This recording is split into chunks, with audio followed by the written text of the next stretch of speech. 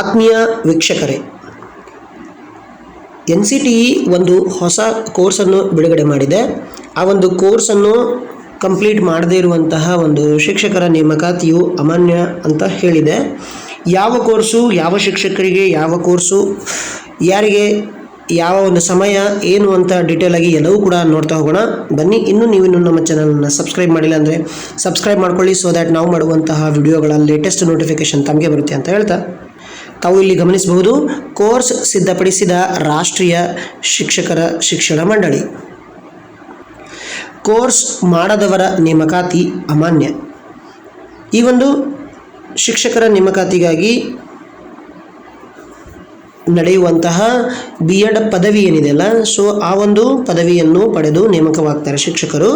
So August 2023ಕ್ಕೂ ಮೊದಲು, ಅಂದರೆ 11 August 2023ಕ್ಕೂ ಮೊದಲು ಯಾರು ನೇಮಕವಾಗಿದ್ದಾರೆ, B.Ed ಪದವಿಯನ್ನು ಪಡೆದಿದ್ದಾರೆ, ಅವರು ಏನು ಮಾಡಬೇಕಪ್ಪ ಅಂತಂದರೆ 6 ತಿಂಗಳ ಒಂದು ಬ್ರಿಡ್ಜ್ ಕೋರ್ಸ್ ಅನ್ನು ಸಿದ್ಧಪಡಿಸಲಾಗಿದೆ. ಅವ್ರಿಗಾಗಿ ಒಂದು 6 ತಿಂಗಳ ಬ್ರಿಡ್ಜ್ ಕೋರ್ಸ್ ಸಿದ್ಧಪಡಿಸಲಾಗಿದೆ. ಸೊ ಆ ಕೋರ್ಸನ್ನು ಮಾಡಬೇಕು ಅಂತ ಇಲ್ಲಿ ನ್ಯೂಸ್ ಪೇಪರಲ್ಲಿ ಕೊಟ್ಟಿದ್ದಾರೆ.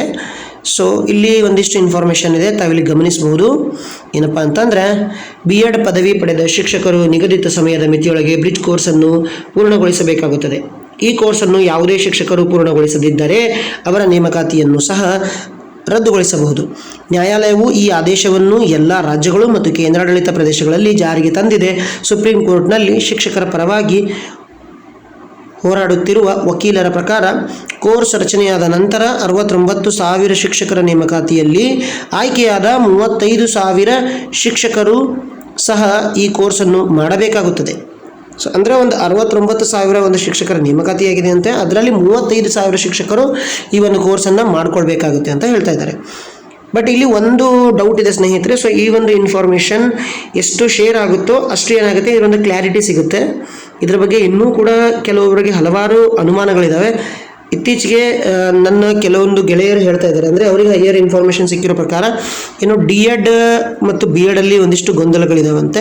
ಸೊ ಇನ್ನೂ ಇನ್ಫಾರ್ಮೇಷನ್ ಬರ್ತಾ ಹೋಗ್ತದೆ. ಬನ್ನಿ, ಇಲ್ಲೊಂದು ಸ್ವಲ್ಪ ಲೈನ್ ಇದೆ ಇಂಪಾರ್ಟೆಂಟ್. ಏನಪ್ಪ ಅಂದರೆ, 2011ರ ಆರಂಭದಲ್ಲಿ ಕೌನ್ಸಿಲ್ ಪ್ರಾಥಮಿಕ ಶಾಲೆಗಳಲ್ಲಿ ಆಯ್ಕೆಯಾದ 66,665 ಶಿಕ್ಷಕರಿಗೆ ವಿಶೇಷ BTC ಕೋರ್ಸ್ ನೀಡಲಾಗಿದ್ದರಿಂದ ಸುಪ್ರೀಂ ಕೋರ್ಟ್ ನೇಮಕಗೊಂಡ ಶಿಕ್ಷಕರ ಮೇಲೆ ಈ ಆದೇಶವನ್ನು ಜಾರಿಗೆ ತಂದಿದೆ. ಓಕೆ, ಸೊ ಅದಕ್ಕೋಸ್ಕರ ಈ ಒಂದು ಆದೇಶವನ್ನು ಜಾರಿಗೆ ಮಾಡಿದ್ದಾರೆ ಅಂತ. ಹೀಗಾಗಿ ಆ ಸಮಯದಲ್ಲಿ ಶಿಕ್ಷಕರಿಗೆ 6 ತಿಂಗಳ ತರಬೇತಿ ನೀಡಲಾಗುತ್ತಿತ್ತು. B.Ed ಪದವಿ ಹೊಂದಿರುವ ಶಿಕ್ಷಕರು ಪರಿಣಾಮಕಾರಿ ಬೋಧನಾ ವಿಧಾನಗಳು ಮತ್ತು ಶಿಕ್ಷಣ ನೀತಿಯ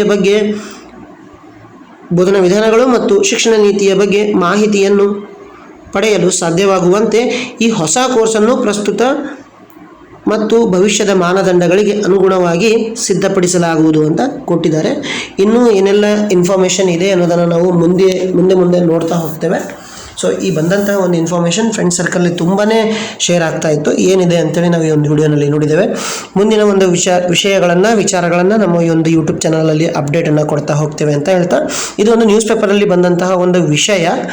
ಸೊ ಈ ಒಂದು ವಿಷಯವನ್ನು ತಮ್ಮೊಂದಿಗೆ ಹಂಚಿಕೊಳ್ಳಕ್ಕಿತ್ತು. ಸೊ ವಿಷಯವನ್ನು ಹಂಚ್ಕೊಂಡಿದ್ದೇವೆ. ವಿಡಿಯೋನ ಸಂಪೂರ್ಣವಾಗಿ ವೀಕ್ಷಿಸೋದಕ್ಕೆ ಧನ್ಯವಾದಗಳು. ವಂದೇ ಮಾತರಂ.